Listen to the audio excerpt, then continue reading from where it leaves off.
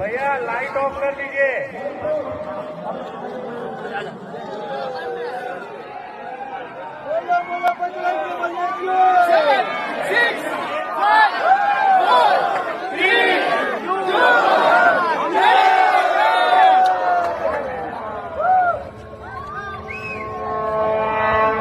సర్వ మానవాళికి రక్షకుడు, మనకు కొండంత అండగా నిలిచేవాడు, మనసులో తలచిన వెంటనే గుండెల నిండా ధైర్యాన్ని నింపగలిగే మహాయోధుడు, అభయహస్తంతో ఎల్లవేళ పాడే ఆ పవనపుత్రుడి ఇప్పుడు మనసారా స్తుతించుకుంటూ శ్రీ పంచముఖ ఆంజనేయ స్వామిగా అవతారమెత్తిన రహస్య రూపంలో తిలకిద్దాం రండి.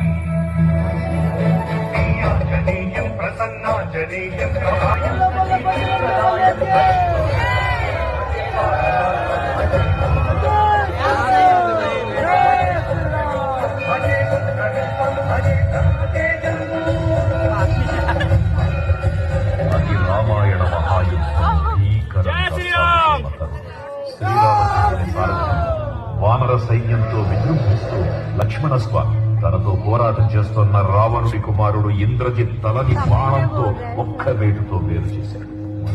విన్న రావణుడు ఆవేశంతో ఊగిపోయాడు. ప్రతీకారం కోసం పాతాళలోకాధిపతి తన సోదరుడు అయినటువంటి మహిరావణుడి సహకారం కోరాడు.